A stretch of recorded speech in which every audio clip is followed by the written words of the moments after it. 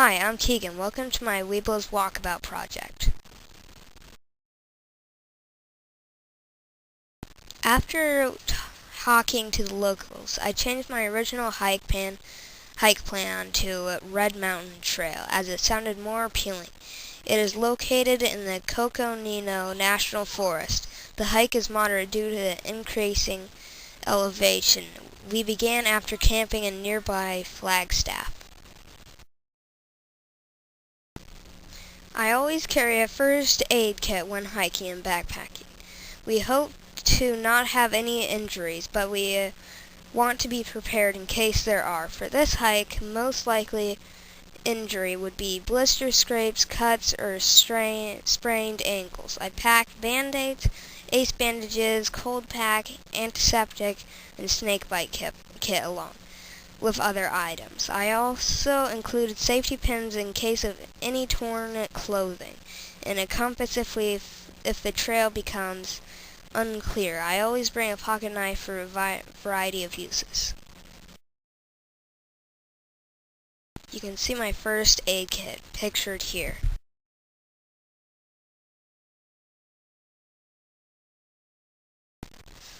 There are some poisonous plants in the area, but only if you eat them. There aren't any that cause severe skin irritation. The only life-threatening animal we are likely to encounter is the Arizona black rattlesnake. We constantly look around to ensure the snake is not surprised by our arrival. Water is the most important item to bring on a short day hike, so we avoid dehydration. We make sure that each person carries more than enough to complete the hike. I packed food for the entire family to enjoy during our lunch break. I try to include items that everyone likes to provide energy for the hike. The outdoor code. As an American, I will do my best to be clean in my outdoor manners, be careful of fire, be considerate in the outdoors, and be conservation-minded. Leave no trace principles for kids. 1. Know before you go. 2. Choose the right path. 3. Trash your trash. 4. Leave what you find. 5. Be careful of fire. 6. Respect wildlife. 7. Be kind to other visitors. I made sure we had a small garbage bag to put all our trash in and carry out in a pack. We noticed many insects and cool rocks on the hike, but we left them where we found them. We were also helpful to another group that we encountered on the trail. More about that later.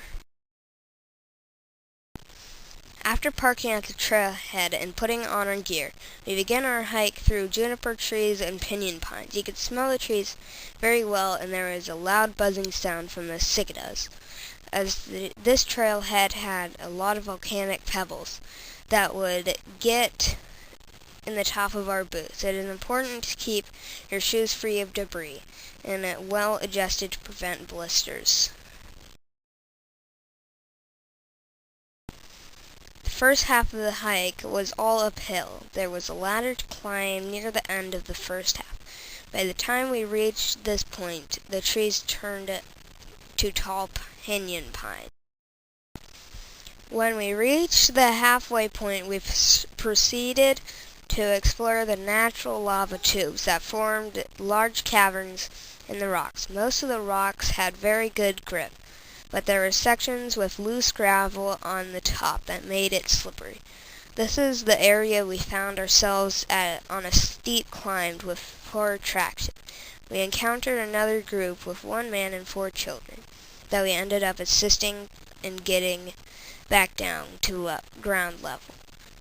After exploring, we returned to a shady area and enjoyed our packed lunch. After lunch, we began the hike back to the parking area. This entire portion of the hike was downhill.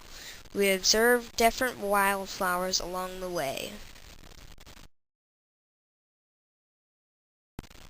This hike was in a very remote location and did not have any litter or necessary trail maintenance. In order to complete this requirement, we were picking up trash near our lake back here in Lake Havasu City. On the trail, I was trail leader and also lunch leader. Fortunately, no first aid was needed on our trip. Thanks for watching my Webelo's Walkabouts!